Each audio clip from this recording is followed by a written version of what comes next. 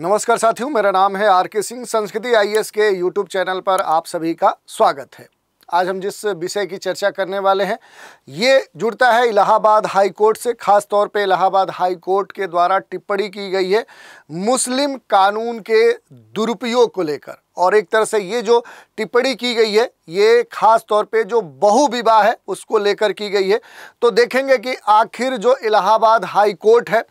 उसने मुस्लिम personal law के तहत जो बहु विवाह है उसके उपयोग को लेकर आखिर चिंता क्यों जताई है, और इस चिंता जताए जाने के पीछे आखिर प्रमुख कारण क्या है, क्या तर्क, क्या आर्गुमेंट हाई कोर्ट ने इस मामले में दिया है, इसको समझने का प्रयास करेंगे। इसके साथ ही बात करेंगे कि हाई कोर्ट ने इस बारे में क्या कहा है कि बहु विवाह का दुरुपयोग आखिर कैसे हो रहा है, या इसका जो कानूनी विश्लेषण है वो कोर्ट के द्वारा कैसे किया गया है। इसके अलावा ये भी हम देखेंगे कि खास तौर पे जो एक तरह से परिवार अदालतें होती हैं उनका क्या रोल है, उनकी क्या भूमिका है, और उसका भी कैसे इस समय उपयोग या दुरुपयोग हो रहा है, इस विषय पर बात करेंगे। इसके अलावा यूनिफॉर्म जो सिविल कोड है उससे जुड़े हुए जो भी मामले बहु विवाह को लेकर दिए गए हैं उन पर बात करेंगे। बहु विवाह के बारे में देखेंगे कि आखिर बहुपत्नीवाद का मतलब क्या होता है, और इससे जुड़े हुए जो अहम पहलू हैं उन पर बात करेंगे। साथ ही भारत में खास तौर पे भारतीय संदर्भ में जो बहु विवाह है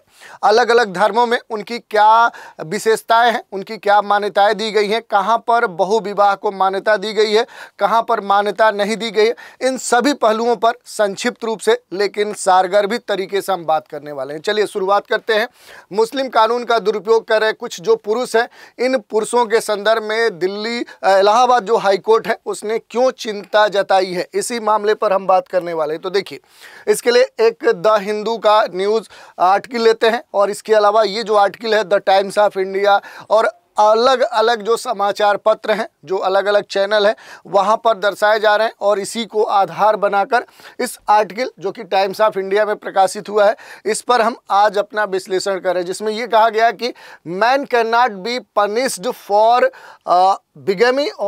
if marriages are under Muslim law. Allahabad high court का ये कहना है, क्योंकि इलाहाबाद हाई कोर्ट ने मुस्लिम पर्सनल लॉ के तहत जो बहु विवाह है, ये जो मुद्दा है बहु विवाह का, तो ये जो बहु विवाह है इसके तहत जो बहु विवाह का जो दुरुपयोग हो रहा है इसको लेकर अब चिंता जताई है, और इसी कारण से ये जो मुद्दा है अब ये चिंता का विषय बन चुका है। इसके संदर्भ में जो इलाहाबाद हाई कोर्ट है उसने कुछ खास टिप्पणियां की हैं। इलाहाबाद कोर्ट ने ये कहा कि स्पष्ट करते हुए ये कहा कि जो कुरान है, कुरान में बहु विवाह को एक तरह से अनुमति दी गई है, लेकिन ये जो अनुमति दी गई है कुरान में बहु विवाह को, इसको लेकर एक ऐतिहासिक परिस्थितियां रही हैं, और उन ऐतिहासिक परिस्थितियों में बहु विवाह को जो मान्यता है वो कुरान में दी गई थी, जब कई सारे युद्धों के कारण बड़ी संख्या में जो महिलाएं थी, जो विमेंस थी, वो क्या हुई, विधवा हुए, जो बच्चे हैं वो अनाथ हो गए थे। और ऐसी स्थिति में समाज को इन महिलाओं और बच्चों के संरक्षण देने के लिए एक व्यवस्था चाहिए थी, और इसी व्यवस्था को ध्यान में रखते हुए कुरान में बहु विवाह की ये जो एक अनुमति है ये दी गई थी, और ये जो अनुमति है ये सामाजिक और नैतिक जिम्मेदारी के रूप में थी, न किसी व्यक्तिगत सुख या सुविधा को प्राप्त करने के दृष्टिकोण से कुरान में इसका उल्लेख किया गया था। तो इस तरह के जो आर्गुमेंट है वो क्या किए गए हैं, वो कोर्ट के द्वारा दिए गए हैं कि अभी तक जो कुरान में हम पढ़ते हैं कि बहु जो विवाह है इसको अनुमति दी गई है, तो ये जो अनुमति दी गई है पूरी तरह से कोर्ट ने ये कहा कि ये जो अनुमति है ये अनुमति किस लिए दी गई है, तो ये जो अनुमति है ये सामाजिक और नैतिक जो जिम्मेदारी होती है उस जिम्मेदारी को ध्यान में रखते हुए दी गई है। और ये क्यों दी गई है, तो ये ऐतिहासिक जो परिस्थितियां हैं, जिन परिस्थितियों में कई सारे जब युद्ध हुए, उस युद्ध होने के कारण बहुत सारे लोग मारे गए, जिस कारण से जो महिलाएं थी वो विधवा हुई, जो बच्चे थे वो अनाथ हुए, और ऐसी स्थिति में समाज को इन महिलाओं और बच्चों के संरक्षण की व्यवस्था देने के लिए लिए बहु विवाह जैसे कह सकते हैं कि एक पद्धति, एक प्रक्रिया को कुरान में परमिशन दिया गया। ये बात कही गई है कोर्ट के द्वारा, खास तौर पे टिप्पणी की गई है। अब इस पूरे मामले में देखें, जो बहु विवाह है, बहु विवाह के दुरुपयोग पर कोर्ट की आपत्ति है, क्योंकि आजकल कई सारे जो मुस्लिम पुरुष हैं वो बहु विवाह को व्यक्तिगत जो लाभ है, जो लालच है, जो यौन इच्छा है, उसकी पूर्ति के साधन के रूप में देख रहे हैं और उपयोग भी कर रहे हैं। तो ये एक बड़ा ही कहे तो महत्वपूर्ण मुद्दा बन चुका है और इसका उल्लेख हाई कोर्ट ने किया है। और इस प्रवृत्ति की, जैसा कि पुरुषों में हमने बताया कि अब बहु विवाह को एक व्यक्तिगत लाभ या कह सकते हैं लालच या यौन इच्छा को पूर्ति के लिए देखा जा रहा है। तो इस प्रवृत्ति ने जो महिलाएं हैं, जो नारियां हैं, उनका जो अपना आत्मसम्मान है, जो गरिमा है, जो समानता का सिद्धांत है, उसको कहीं ना कहीं ठेस पहुंचाया है, नुकसान पहुंचाया है। और कोर्ट ने इसे बार बार दोहराते हुए ये कहा कि बहु विवाह कोई मौलिक अधिकार नहीं है, फंडामेंटल राइट्स नहीं है, जो उन्हें दिया गया है कि उस अधिकार का वो निश्चित तौर पे इस्तेमाल करेंगे ही। और यदि इसमें बराबरी का व्यवहार नहीं किया जा सकता तो ये क्या है, ये इस्लामी शरीयत के विरुद्ध माना जाएगा। इस तरह की जो टिप्पणी है वो इलाहाबाद हाई कोर्ट के द्वारा बहु विवाह के संदर्भ में की गई है। तो ये पूरा मामला हमने देखा। इसके अलावा अगर देखेंगे, अगर इसका जो कानूनी विश्लेषण है, अगर देखें अपने कानून में जो क्या लॉ में क्या बातें कही गई हैं, तो देखिए आईपीसी की धारा 494 और बहु विवाह, तो भारतीय जो दंड संहिता है, इंडियन पिनल जो कोड है, उसकी धारा 494 के तहत एक विवाह के रहते दूसरा जो विवाह है वो करना बिगैमी, जिसे बहु विवाह ये कहलाता है। और ये क्या है, ये एक दंडनीय अपराध है, ये क्राइम के अंतर्गत आता है। और कोर्ट ने इस संदर्भ में कई सारे जो बिंदु हैं उन बिंदुओं को स्पष्ट किया। जैसे मोहम्मदी जो कानून है उसके अंतर्गत पहली शादी करने पर यदि बाद की शादियां भी उसी धार्मिक विधि से होती हैं तो वो वैध मानी जाती हैं और इस पर धारा 494 जो है वो लागू नहीं होता। 400 जो 94 है, ये क्या है कि ये कहा गया है कि अगर एक से अधिक विवाह किया जा रहा है, यानी बिगैमी बहु विवाह किया जा रहा है, तो वो क्या है, एक क्राइम है, तो वो जो धारा है वो इस पर लागू नहीं होती है। दूसरी बात क्या कही गई है कि यदि दूसरी शादी को परिवार न्यायालय ने अवैध, बातिल घोषित कर दिया है तो फिर ये धारा 494 के अंतर्गत आएगा और फिर यहाँ पर ये जो कृत्य है ये क्या माना जाएगा, तो ये एक दंडनीय अपराध माना जाएगा। ये बात कहा गया है। इसके अलावा देखिए तीसरी बात क्या है कि यदि कोई भी व्यक्ति विशेष विवाह अधिनियम, चाहे हिंदू विवाह अधिनियम या अन्य धर्मों के अंतर्गत विवाह करता है तो बाद में इस्लाम धर्म अपनाकर दूसरी शादी अगर करता है तो ये जो शादी है ये अवैध मानी जाएगी और फिर क्या है कि धारा 494 आईपीसी लागू होगी और उसके द्वारा ये जो विवाह है ये अवैध घोषित किया जाएगा, एक क्राइम के अंतर्गत इसे शामिल किया जाएगा और ये दंडनीय अपराध माना जाएगा। ये यहाँ पर कोर्ट ने कोर्ट किया। इसके अलावा देखिए अगर परिवार अदालत की भूमिका की बात करें तो देखिए कोर्ट ने यह भी स्पष्ट किया है कि परिवार न्यायालय को मुस्लिम पर्सनल लॉ के तहत की गई जो शादियां हैं वो उसकी जो शादियां हैं, शादियों की जो वैधता है वो तय करने का अधिकार है। ये महत्वपूर्ण है क्योंकि धार्मिक जो स्वतंत्रता है और जो न्यायिक दखल है उसके संतुलन की जो स्थापना है वो ये करता है। लेकिन यूनिफॉर्म जो सिविल कोड है उसका उल्लेख करते हुए ये भी कहा गया कि इस पूरे मामले में जो सरला बनाम भारत सरकार और लिली थॉमस केस है उसका भी हवाला दिया गया, जिसमें सुप्रीम कोर्ट ने यूनिफॉर्म सिविल कोड लागू करने की जो आवश्यकता है उसको भी दोहराई थी। कोर्ट का ये मत है कि एक समान, कोर्ट देखिए यहाँ पर जो कोर्ट है वो ये कह रहा है कि एक समान जो नागरिक संहिता है, तो जो एक समान नागरिक संहिता की बात यहाँ पर, एक समान नागरिक जो संहिता है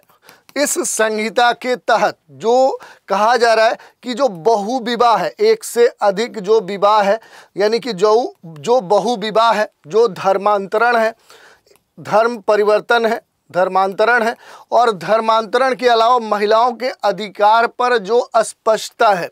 महिलाओं का जो राइट्स है तो महिलाओं का जो अधिकार है और उस अधिकार पर जो अस्पष्टता है, जो क्लैरिटी है और जो न्याय सुनिश्चित है वो किया जा सके, इस कारण से इस तरह की बातें कही गई हैं। अब यहाँ पर इस पूरे मामले में अगर हम थोड़ा सा बहुविवाह के बारे में बात करें कि आखिर बहुविवाह है क्या, तो देखिए, जब कोई व्यक्ति एक से अधिक जीवन साथी से वैवाहिक संबंध रखता है तो उसे बहुविवाह कहा जाता है और ये दो प्रकार का होता है। एक देखें तो बहुपत्नीवाद कहा जाता है। इसका मीनिंग क्या हुआ, तो देखिए, जब एक ही पुरुष एक से अधिक महिलाओं से विवाह करता है तो उसे बहुपत्नीवाद कहा जाता है। जब एक ही पुरुष, यहाँ पर जो मेल है वो क्या होगा, वो एक होगा। तो एक ही पुरुष जब एक से अधिक महिलाओं से क्या करता है, विवाह करता है, एक से अधिक महिलाओं से क्या करता है, वो मैरिज करता है, तो उस महिलाओं से विवाह करने का जो ये एक प्रचलन है उसे बहुपत्नीवाद कहा जाता है। और बहुपतित्ववाद क्या होता है, तो जब एक महिला, ठीक इसके विपरीत क्या हुआ कि जब एक ही महिला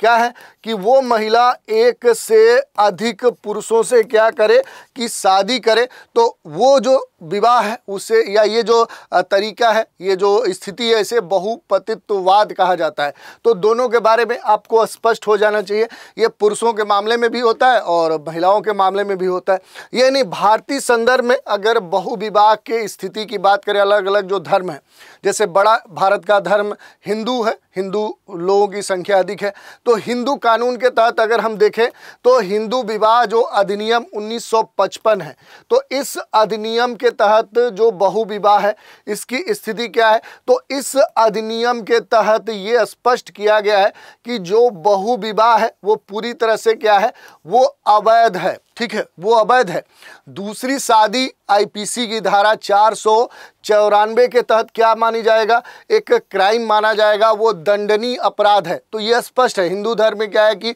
आप बहुविवाह नहीं कर सकते, इसको अलाउ नहीं किया गया है। ये आईपीसी की धारा 494 के तहत एक दंडनीय अपराध है। दूसरी बात देखिए, मुस्लिम जो पर्सनल लॉ है इसके तहत अगर देखें तो मुस्लिम जो पुरुष है उन पुरुषों को 4 तक पत्नियों से शादी की जो अनुमति है वो दी गई है। आप देखिए, ये एक बड़ा मुद्दा है। आने वाले समय में आप देख सकते हैं जैसे भारत जैसे देशों में जो जनसंख्या एक बड़ा मुद्दा है, तो उस मुद्दे में कहीं ना कहीं ये एक प्रमुख कारण है, क्योंकि मुस्लिम पर्सनल लॉ ये कहता है कि मुस्लिम पुरुषों को 4 तक पत्नियां या 4 महिलाओं से शादी करने का अधिकार देता है, बशर्ते कि वो सभी के साथ न्याय और समानता यहाँ पर व्यक्त कर सके, या उनके साथ समानता और कह सकते हैं कि न्याय कर सके। ये कुरान में दर्शाया गया है, कुरान की ये शर्त मानी गई है। इसके अलावा देखें, ईसाई और पारसी और सिख समुदाय में देखें तो इन समुदायों में भी जो बहुविवाह है उसको अवैध करार दिया गया है, अनैतिक माना गया है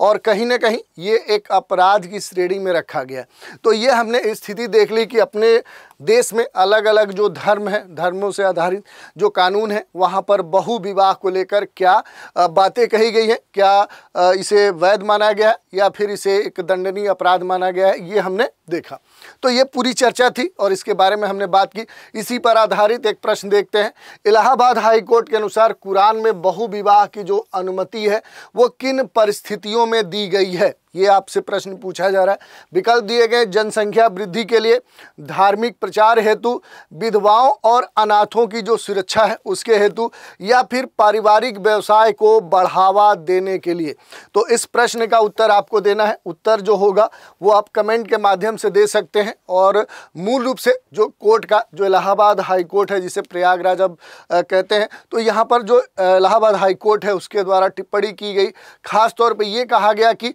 जो कुरान में बहुविवाह को जो मान्यता दी गई है वो कुछ ऐतिहासिक परिस्थितियों में दी गई है, जब युद्धों के कारण बड़ी संख्या में लोगों की कहीं न कहीं मृत्यु हुई, तो उस कारण से बड़ी संख्या में जो महिलाएं हैं वो विधवा हुई, जो बच्चे हैं वो अनाथ हुए, और कहीं न कहीं उनके प्रति जो सामाजिक नैतिक जो जिम्मेदारी है उसको ध्यान में रखते हुए इस तरह का जो कुरान है उसमें बहुविवाह को कहीं न कहीं अलाउ किया गया, इस तरह की बात कही गई है। तो इस पूरे मुद्दे की जो चर्चा है वो हमने की। तो आज के एपिसोड में इतना ही। आप सभी हमारे साथ बने रहें, इसके लिए धन्यवाद।